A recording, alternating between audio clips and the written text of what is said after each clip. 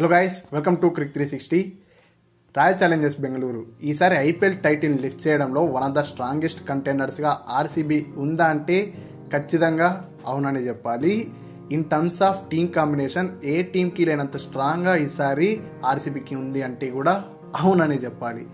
ఇప్పుడు మనం strongest కంటెండర్స్గా along with RCB ఒకవేళ Punjab Kings, Delhi Capitals, Gujarat Titans, Lucknow super Giants, Mumbai Indians అనుకుంటే కనుక ముంబై ఇండియన్స్, పంజాబ్ కింగ్స్కి వచ్చేసి వాళ్ళకైతే down the order proper finishings రాక ఇబ్బంది పడుతున్నారు. ఇంకా వేరాస్ మనం Lucknow super Giants, Gujarat Titans విషయానికి వచ్చేస్తే వాళ్ళు heavy Reliance on top order మాత్రమే. తర్వాత వాళ్ళకైతే బ్యాటింగ్ ఉండట్లేదు, బౌలింగ్ పర్లేదు అనిపిస్తుంది. ఇంకా when it comes to Delhi Capitals వాళ్ళకైతే వీక్గా ఉన్నదే టాప్ ఆర్డర్.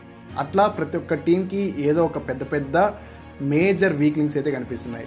మరి ఈసారి ఆర్సీబీకి అట్లాంటి మేజర్ వీక్ లింక్స్ కనపడట్లేదా అంటే నేనైతే అవునని చెప్తాను. ఆల్మోస్ట్ ఆల్ ద బాక్సెస్ వరకు టిక్డ్ అన్నా కూడా ఖచ్చితంగా అవునని చెప్పొచ్చు. దానికి నిదర్శనమే వాళ్ళు మ్యాచెస్ గెలుస్తూ ఉండడం.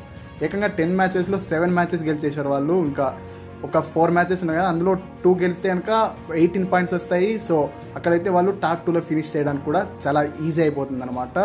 సో ఖచ్చితంగా ఆర్సీబీ అయితే టాప్ 2లో ఫినిష్ చేస్తుంది. టైటిల్ కూడా మేడ్ ఇన్ టైటిల్ లిఫ్ట్ చేస్తుంది అంటే ఖచ్చితంగా అవునని చెప్పచ్చు. క్యాప్టెన్సీ కూడా ఈసారి అద్భుతం అని చెప్పచ్చు కదా. మరి ఈసారి ఎందుకు అలా అంటున్నాము అంటే కనుక ఒకసారి మన టాప్ 2 బాటం వాళ్ళ యొక్క టీమ్ కాంబినేషన్ ఒకసారి మనం చూసేద్దాం పదండి. ఫస్ట్ వచ్చేసి ఓపెనర్స్గా అక్కడ ఒక ఓపెనర్ అయితే సెట్ అవ్వట్లేదు, ఫిలిప్ సాల్ట్. ఆ తర్వాత వచ్చేసి రీసెంట్గా అయితే బ్రైడన్ కార్సన్ అయితే చూసాం కదా. కాకపోతే అక్కడ ఒకవేళ ఫిలిప్ సాల్ట్ ఒక్కటి క్లిక్ అంటే కనుక ఇంకా నాకైతే ఏమనిపిస్తుంది అంటే టిమ్ డేవిడ్ కూడా అవసరం లేదు. ఎందుకంటే అతనే ఓపెనర్, అతనే ఫినిషర్. అట్లాంటి డిస్ట్రక్టివ్ బ్యాటింగ్ అయితే అతను ఆడగలడు.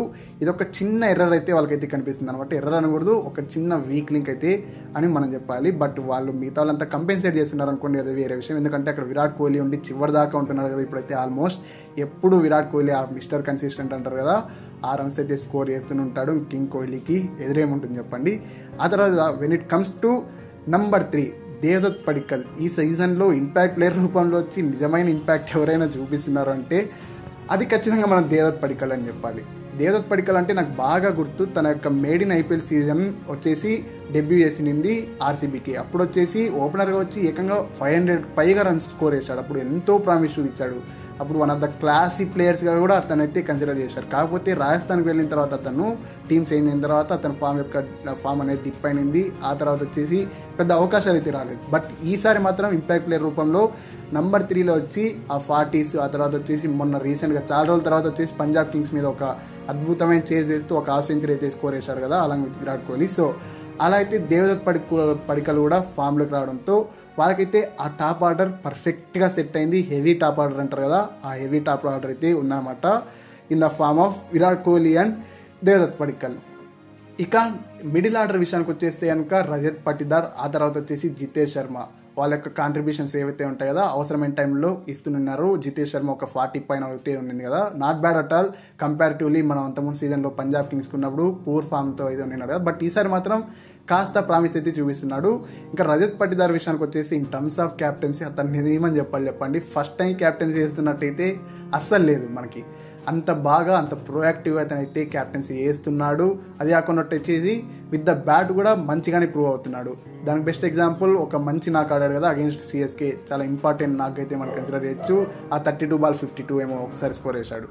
ఇంకా when it comes to down the order finishing అంటారు కదా, ఫినిషింగ్ వాళ్ళకి ఈసారి మరి కంపేర్ చేయొచ్చో లేదో తెలియదు. ఒకప్పట్లో ముంబై ఇండియన్స్కి వచ్చేసి కృణాల్ పాండే, హార్దిక్ పాండే, పొలార్డ్ వాళ్ళ ముగ్గురితో ఆ యొక్క టీం అయితే అన్బీటబుల్ సైడ్గా కనిపించేది అనమాట. అన్బీటెన్ సైడ్ అంటారు కదా అలా కనిపించేది. ఆ డిస్ట్రాక్షన్ అయితే అసలు ఏమైనా ఉండేదా. అట్లాంటి డిస్ట్రాక్షన్ ఈసారి రాయల్ ఛాలెంజర్స్ బెంగళూరుకు ఉందా అంటే ఖచ్చితంగా అవునని చెప్పాలి. ఎందుకంటే టిమ్ డేవిడ్ వచ్చిన అవకాశాలు, కొన్ని అవకాశాలు వచ్చినా చాలు ఆల్మోస్ట్ 200 పైగా స్ట్రైక్ రేట్ మెయింటైన్ చేస్తూ 200 స్ట్రైక్ రేట్ ఒకవేళ మెయింటైన్ చేయకపోయినా almost 180 to 200 strike rate maintain చేస్తూ వచ్చిన కొన్ని అవకాశాలను కూడా చక్కగా ఉపయోగించుకుంటూ ఏదైతే ఆర్సీబీకి కావాలంటారు కదా ఆ ఫినిష్ అందించడంలో ఖచ్చితంగా టిమ్ డేవిడ్ అయితే సఫలీకృతుడు అవుతున్నాడంటే అవుననే చెప్పాలన్నమాట. మరో కరణ్ పొలాడ్ అనేది అనిపిస్తుంది అనమాట నాకైతే అతని యొక్క పవర్ హిట్టింగ్ చేస్తే మాత్రం.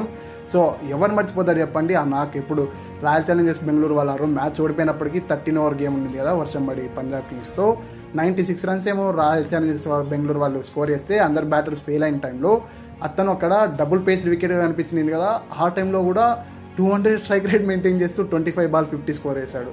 సో ఇంకంతకన్నా ఏం కావాలి చెప్పండి. కృణాల్ పాండ్యా విషయానికి వచ్చేస్తే చాలా రోజుల తర్వాత ఒక క్రూషల్ నాక్ ఆడాడు. 9 years తర్వాత ఏమో కదా అతనైతే అగేన్స్ట్ డీస్ అయితే ఒక మంచి హాఫ్ సెంచరీని స్కోర్ చేసి ఆ రోజు రాయల్ ఛాలెంజర్స్ బెంగళూరు ట్రిక్కీ వికెట్లో మ్యాచ్ గెలవడంలో కీలక పాత్ర పోషించాడు అలాంగ్ విత్ విరాట్ కోహ్లీ. ఇంకా రొమారో షెపర్డ్ విషయానికి వచ్చేస్తే మనందరికీ తెలిసిందే అతను కూడా ఒక పవర్ హౌస్ అని చెప్పాలి. సో ఖచ్చితంగా నేను అనుకోవడం ఏంటంటే రొమారో షెపర్డ్ యొక్క ఇన్నింగ్స్ తోటి ఇంకా డ్యూ ఉందని చెప్పాలి. అతనికి అవకాశాలు రాలేదనుకోండి, అది వేరే విషయం. ఇంకా when it comes to their bowling అక్కడ చూసుకుంటే pace trio Bhuvneshwar Kumar, Josh Hazlewood, ఆ తర్వాత వచ్చేసి ఎస్ డయల్ ఒక్కటి కాస్త ఫామ్లో అయితే ఇబ్బంది పడుతున్నప్పటికీ వాళ్ళు రిటైన్ చేసుకున్న భువనేశ్వర్ కుమార్, జాష్ హేజల్వుడ్ ఎట్లా పర్ఫామ్ చేస్తున్నారో మనం చూస్తున్నాం. పవర్ ప్లేలో 12 వికెట్స్ తీస్తున్నారు, మిడిల్ ఓవర్స్లో వచ్చినప్పటికీ 12 వికెట్స్ తీస్తున్నారు, ఇంకా డెత్ ఓవర్స్లో వచ్చేసి 12 యార్కర్స్ వేస్తూ 12 వికెట్స్ తీయడం కూడా మనం చూస్తున్నాం. ఎస్పెషలీ మన భువనేశ్వర్ కుమార్ అయితే ఆ 16th or 17th ఓవర్లో ఢిల్లీ క్యాపిటల్స్ మీద ఒక 2 వికెట్లు తీస్తారు కదా ఒకే ఓవర్లో. నాకేమనిపించిందంటే భువనేశ్వర్ కుమార్ ఈస్ బ్యాక్ అని అయితే అనిపిస్తుంది. ఇంకా జాష్ హేజల్వుడ్ విషయానికి వచ్చేసి మనం చూస్తున్నాం కదా, వన్ ఆఫ్ ద ఎఫెక్టివ్ బౌలర్స్లో ఈ సీజన్లో పేసర్స్లో ఎవరైనా ఉన్నారంటే ఇంకా అది ఖచ్చితంగా జాష్ హేజల్వుడ్ అనే చెప్పాలి. ఇంకా ఎస్ డయల్ ఒక్కటి రైట్ టైంలో స్టెప్ అప్ అవుతాయి కనుక ఆ లెఫ్ట్ ఆర్మ్ పేసర్ రూపంలో వాళ్ళకైతే మంచి యాడెడ్ అడ్వాంటేజ్ అయితే వస్తుంది.